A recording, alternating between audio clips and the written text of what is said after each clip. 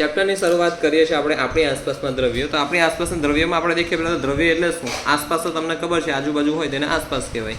પણ દ્રવ્ય એટલે શું? તો સિમ્પલ ભાષામાં નોર્મલ રિવિઝન કરાવું છું, મેં પહેલાં કરાવ્યું હતું. દ્રવ્ય એટલે નોર્મલ આપણી આસપાસ નજર કરે તો નજર કરે તો અલગ અલગ આપણને આકાર દેખાય, કદ ધરાય, તે દરેક વસ્તુને શું કહેવાય? દ્રવ્ય કહેવાય. જેમ કે જે વસ્તુ અહીં પ્રોપર વ્યાખ્યા આપી છે કે જે વસ્તુ જગ્યા રોકે અને દળ ધરાવે, ફિક્સ તેનું કંઈક વજન ધરાવે, તેને શું કહેવાય? દ્રવ્ય કહેવાય છે. ઉદાહરણ તરીકે આ બધા છે હવા, ખોરાક, પાણી, પથ્થર વગેરે વગેરે, બરાબર. તો એ દ્રવ્ય છે. હવે દ્રવ્યની છે ને અલગ અલગ અવસ્થા આવે. દ્રવ્યની 3 અવસ્થા મેન છે, બીજી બી આગળ આવશે, તમે આગળ ભણશો. કઈ અવસ્થા છે મેન? ઘન, પ્રવાહી અને વાયુ. ઘન, પ્રવાહી અને વાયુ. ઘન મતલબ તેનો નિશ્ચિત ફિક્સ આકાર હોય, તેને દબાવી ના શકાય. એના ઘણા બધા ગુણધર્મ આવતા હોય, પણ એની પહેલાં આપણે ઉદાહરણ દેખી લઈએ. ઘન, પ્રવાહી અને વાયુ. તો ઘનના ઉદાહરણ છે તાંબુ, લોખંડ, બરફ. છે ને, તેને પકડીને તમે આમ દબાણ ના આપી શકો. લોખંડ એમ કંઈ દબાઈ શકાય ના, લાકડાને પણ નહીં, તાંબાને પણ નહીં. પ્રવાહી છે, પાણી છે, પેટ્રોલ, આલ્કોહોલ છે, છાશ છે, દૂધ છે વગેરે વગેરે. વાયુ અવસ્થા છે હવા, નાઇટ્રોજન, ઓક્સિજન વગેરે વગેરે. ફરીથી ઘન અવસ્થા કઈ છે? તાંબુ, લોખંડ, બરફ. આ ઉદાહરણ છે જનરલી. પ્રવાહી અવસ્થા કઈ છે? પાણી, પેટ્રોલ, આલ્કોહોલ. વાયુ અવસ્થા કઈ છે? હવા, નાઇટ્રોજન અને ઓક્સિજન. હવે આપણે એમાંથી ભણીશું ઘન અવસ્થાના ગુણધર્મો, પણ આપણે થોડું જનરલ કમ્પેરિઝન પણ કરી લઈએ અણુઓની. જો ઘનમાં છે ને અણુઓ કેવા હોય છે? એકદમ નજીક નજીક હોય છે. કેવા હોય છે? એકદમ નજીક નજીક હોય છે. ને આ ગીચો ગીચ નજીક નજીક અણુઓ હોય છે. જ્યારે વાત કર પ્રવાહીમાં કેવા હોય છે? આ છેટા છેટા હોય છે. ઘન કરતાં થોડા છેટા હોય છે, દૂર હોય છે ઘન કરતાં, બરાબર. જ્યારે વાયુમાં બહુ જ દૂર હોય છે ને, વાયુમાં બહુ જ દૂર હોય છે. તો મતલબ દેખો, આ નજીક નજીક બેઠા છે તો તેમની તાકાત પણ કેવી હશે? વધારે હશે. અને એ તાકાત મતલબ એ એક બળ આવે તે બળને કહેવાય આંતર આણવીય. કયું કહેવાય?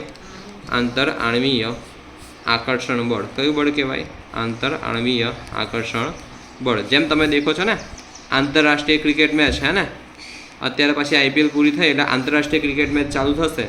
આંતરરાષ્ટ્રીય મેચ દેખાય ને, જેમ કે અત્યારે ભારત અને અફઘાનિસ્તાનની મેચ થવાની છે. તો આ એક બાજુ છે ઇન્ડિયા અને એક બાજુ કઈ છે? અફઘાનિસ્તાન, બરાબર. તો ઇન્ડિયા અને અફઘાનિસ્તાનની મેચ અંદર અંદર થવાની છે. મતલબ એક દેશ ઇન્ડિયા છે ને બીજો દેશ કયો છે? અફઘાનિસ્તાન છે. પણ એને કહેવાય ઇન્ટરનેશનલ ક્રિકેટ મેચ પણ કહેવાય અંગ્રેજીમાં. ઇન્ટરનેશનલ ક્રિકેટ મેચ, બરાબર. ઇન્ટરનેશનલ ક્રિકેટ મેચ મતલબ આંતરરાષ્ટ્રીય, મતલબ કે એકબીજા વચ્ચે થવાની છે. તેમને અહીં પણ દેખો, અહીં એક શબ્દ છે આંતર આણવીય, એટલે અણુઓ વચ્ચે થતું આકર્ષણ, એટલે એકબીજાને પકડી રાખતા હોય, જકડી રાખતા હોય. ખબર પડે છે? એકબીજાને શું કરતા હોય? પકડી રાખતા હોય, જકડી રાખતા હોય. તેને કહેવાય આંતર, એટલે કે અંદર અંદર, આણવીય એટલે કે અણુઓ વચ્ચેનું આકર્ષણ બળ છે ને. તો આ એકદમ નજીક નજીક છે તો તેમાં આંતર આણવીય આકર્ષણ બળ કેવું હશે? ખૂબ જ ઓછું. ધારો કે આની અંદર હું ક્રમાંક આપું છું 1 થી 3માં, તો આનો 3જો નંબર અપાય, બરાબર. હું વાત કરું પ્રવાહી વચ્ચે આંતર આણવીય આકર્ષણ બળમાં હું નંબર આપું તો આની કરતાં કેવું છે? ઓછું. કેમ કે કણો કેવા છે? આની કરતાં છેટા છે ને, આની કરતાં કેવા છે? દૂર છે. એટલે એમાં નંબર આપું તો બીજો નંબર અપાય.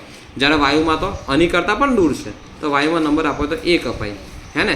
એટલે 3 માર્ક્સમાંથી આપો તો 3માંથી 3 માર્ક્સ કોને મળે? આંતર આણવીય આકર્ષણ બળમાં ઘનને મળે. એકદમ નજીક નજીક છે, કણો કેવા છે? એકદમ ગીચો ગીચ ગોઠવાયેલા છે ને, ગીચો ગીચ બરાબર ગોઠવાયેલા છે. એકદમ નજીક નજીક હોવાથી અહીં આંતર આણવીય આકર્ષણ બળ છે ને સૌથી વધારે દેખવા મળશે. એટલે એને તમારે તોડવું હોય ને તો અઘરું છે, ટફ છે વસ્તુ, હે ને. તમે દેખો છે પાણીનો બોટલ એમ તમે આરામથી દબાઈ શકો, પણ પાણીના બોટલમાં મેં લોખંડ ભરી દીધું તો એ લોખંડને દબાવાય? પાણીના બોટલમાં પાણી ભરું, દૂધ, છાશ ભરું તો તમે દબાયો, કેમ કે એ પ્રવાહી છે, ખબર પડે. પણ પાણીના બોટલમાં બરાબર લોખંડ ભરી દીધું, શું તેને દબાવાય? ના દબાવાય. કેમ? તો કે તેમાં આપણે કણોની ગોઠવણી એકદમ નજીક નજીક થયેલી હોવાથી તેને દબાવવું બહુ મુશ્કેલ છે. પ્રવાહી તો કે આ તો તમે પાણીની બોટલ આરામથી તમે દબાઈ શકો. વાયુ ખાલી પાણીની બોટલ બી દબાઈ શકો, તો ફુગ્ગો, હે ને.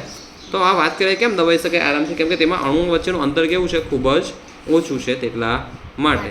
હવે આપણે અંતરમાં નંબર આપીએ. અણુઓ વચ્ચેનું અંતર, અણુઓ વચ્ચેનું અંતર. તો અણુઓ વચ્ચેનું અંતર તો ઘનમાં ખૂબ જ ઓછું. જો છે, હા થોડું ઘણું છે. જેમ કે અહીં ઘન ફરીથી દોરું છું, ધ્યાન આપો. આ ઘન હું ફરીથી દોરું છું. જો આવી રીતના અણુઓ ગોઠવાયેલા હોય છે. એટલે અણુ એવું નથી કે અંતર નથી, અંતર છે, પણ કેવું? ખૂબ જ ઓછું છે.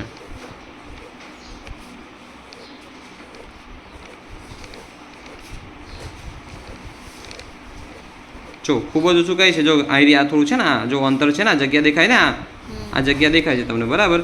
તે અંતર કેવું છે? ખૂબ જ ઓછું છે ખરું, પણ ખૂબ જ ઓછું છે. આટલું તમારે ધ્યાનમાં રાખવાનું. અણુઓ વચ્ચેનું અંતર છે ખરું, પણ ખૂબ જ ઓછું છે. ખબર પડી આટલી સાદી ભાષામાં? ઓકે. હવે દેખીએ પ્રવાહીમાં તો એનથી પણ ઓછું છે ને વાયુમાં એનથી પણ ઓછું છે, મતલબ વાત કરીએ તો અહીં અંતર કેવું છે?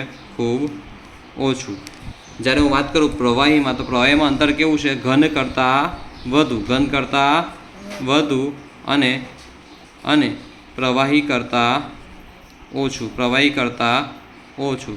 જ્યારે હું વાત કરું વાયુઓ વચ્ચે, તો વાયુઓમાં અંતર સૌથી વધુ હોય છે. વાયુમાં અંતર સૌથી વધુ, મતલબ ઘન અને પ્રવાહી બંને કરતાં વધુ છે. એટલે એમાં અંતરમાં હું નંબર આપું તો અંતરમાં સૌથી વધારે અંતર કોનું છે? કયા અણુઓનું અંતર? કે વાયુઓના અણુઓનું અંતર સૌથી વધારે હોય છે. હે ને, દેખાય છે ને એ અંતર? દેખો ઘણું બધું છે. જ્યારે પ્રવાહીમાં વાયુ કરતાં ઓછું, ઘનમાં સૌથી ઓછું. બરાબર, જરીક છે. જો અહીં તમને ઝૂમ કરીને બતાડ્યું પણ છે મેં. ઓકે, ચાલો હવે આપણે ભણવાના છે ઘન અવસ્થાના ગુણધર્મો અથવા લાક્ષણિકતાઓ. આ સવાલ પરીક્ષામાં પૂછાય છે. તો કે ઘન પદાર્થને ચોક્કસ એટલે કે ફિક્સ આકાર, કદ અને સીમા હોય છે. સીમા એટલે શું? બાઉન્ડ્રી. જેમ કે આ એક વસ્તુ, એક ઘન પદાર્થ દોરું છું, એક શું બોક્સ દોરું, ચાલો ને એક પાસો તો કંઈ પણ એક બોક્સ જેવું દોરું છું. તો આ ઘન બોક્સમાં દેખો એનો ચોક્કસ આકાર હોય છે ને, ફિક્સ આકાર. આ એની ચોક્કસ બાઉન્ડ્રી હોય છે. જેમ કે આ એક ચોપડો છે, તો ચોપડાને પણ આ ચોક્કસ બાઉન્ડ્રી છે ને, ચોક્કસ સીમા છે. દેખાય છે? આ ચોક્કસ બાઉન્ડ્રી છે. આ જો આ ચોક્કસ તેની સીમા છે. ઓકે, હવે અહીં ધ્યાન આપો. ઘન પદાર્થ ચોક્કસ આકાર, કદ અને સીમા હોય છે. એવું નહીં કે પાણી જેવું. જો હું પ્રવાહીની વાત કરું તો પ્રવાહીમાં એવું ફિક્સ હોય ના. પાણીને હું છે ને તાવડા અથવા તપેલી અથવા વાડકી વેડું તો તેની જેવું થઈ જાય. પાણીને હું એક બોટલમાં વેડું તો કોના જેવું થઈ જાય? બોટલ જેવું થઈ જાય. પાણીને હું ગ્લાસમાં વેડું તો કોના જેવું થઈ જાય?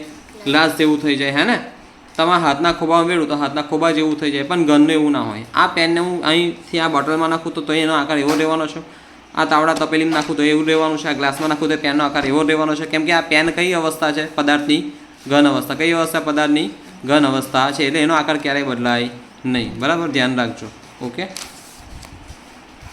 એટલે કાલે ટ્યુશનમાં કોઈ પેન ભૂલી ગયું. કોની પેન છે? લઈ જજો ભાઈ, જેની હોય તેની. હા, આ પેન મારી માલિકીની નથી ભાઈ. જો ઘન પદાર્થને ચોક્કસ આકાર, કદ અને સીમા હોય છે. પછી ઘન પદાર્થ પર બાહ્ય દબાણની ખાસ અસર થતી નથી અને તેથી તે સંકોચન પામતા નથી. મતલબ અદબનીય છે, એટલે દાબી ના શકાય. ફરીથી, ઘન પદાર્થ પર બાહ્ય દબાણની ખાસ અસર થતી નથી અને તેથી તે સંકોચન પામતા નથી. મતલબ અદબનીય છે, મતલબ તેને દાબી શકાય નહીં. શું આ પેનનું ગમે તેટલું દબાણ લગાવવું, શું તે દબાવવાની છે? ના, અદબનીય છે, એટલે સંકોચન પામતું નથી. સંકોચન ના પામે. સંકોચન મતલબ એમ સંકોચાય ના. બરાબર છે. ઘન પદાર્થ તરલ હોતા નથી, આથી વહી શકતા નથી. આ પેનને હું અહીં મૂકું તો શું તે વહવાની છે આગળ? એમ કહીને ફૂંક મારું તો એને વહવાની છે. બરાબર, ફૂંક મારું તો વસશે, અથવા જોરથી ફૂંક મારું તો જ વસશે. બરાબર, અથવા અહીંથી કંઈ પંખો એવો ચલાવો કે વસ એમ કહીને વહે, મતલબ આગળ જશે યાર. એટલું બધું નહીં જાય. બરાબર, પણ હું પાણી છે, પાણી હું એને એમ રોડ દઉં તો પાણી અહીંથી એમ બી જશે ને અહીંથી એમ બી જશે. મતલબ એ તરલ છે. જ્યારે વાયુ કોઈ ગેસનો ગુબ્બારો આગળ કોઈ છોડી દીધો ગેસ, તો ગેસ અહીં બી ફેલાશે, ત્યાં બી ફેલાશે. બરાબર, જેમ કે અગરબત્તી સળગાવો, અગરબત્તી તમે ઘરના કોઈ પણ ખૂણે લગાવી હોય, સારી એવી સુગંધ હોય તો તમને આખા ઘરમાં આવતી હોય. ખબર પડે છે? ઓકે, તો કેમ? તો કે વાયુની જે મહકવાની સ્પીડ છે, જે આપણે વાત કરીએ ટ્રાન્સફર થવાની જે સ્પીડ છે, તે ઘન અને પ્રવાહી કરતાં કેવી છે? ઘણી વધારે. કેમ કે વાયુમાં અણુઓ કેવા છે? એકદમ રખડતા છે. કેવા છે? એકદમ રખડતા, ખૂબ જ છૂટા અણુઓ છે. ઓકે, હવે આપણે આગળ દેખીએ તો કે ઘન પદાર્થ તરલ હોતા નથી, વહી શકતા નથી. બાહ્ય બળ લગાડવાથી ઘન પદાર્થ તૂટી શકે છે. હે ને, હજુ હું જોરથી એમ કરીને દબાવું તો આ પેન જો કેવી વાંકી વળી છે, પણ આ તૂટી જાય, પણ તેનો આકાર બદલાય નહીં. તેના આકારમાં ફેરફાર કરવા મુશ્કેલ છે. ચાલો કે હું અહીંથી ખેંચું અને પેલો ભાઈ ત્યાંથી ખેંચશે, પેન અહીંથી ખેંચશે, તો શું પેન ખેંચીને લાંબી થઈ જવાની છે? ના. અથવા હું અહીંથી દબાવું, પેલો ભાઈ ત્યાંથી દબાવશે ઢાંકણું બંધ કરીને, તો શું પેન ટૂંકી થઈ જવાની છે? ના, એને જ આકાર રહેશે. કદાચ એ તૂટી જાય પણ એનો આકાર બદલાય નહીં. બરાબર, આથી તેઓ દ્રઢ હોય છે. દ્રઢ એટલે શું? મજબૂત હોય છે. હવે એમાં એનો અપવાદ છે.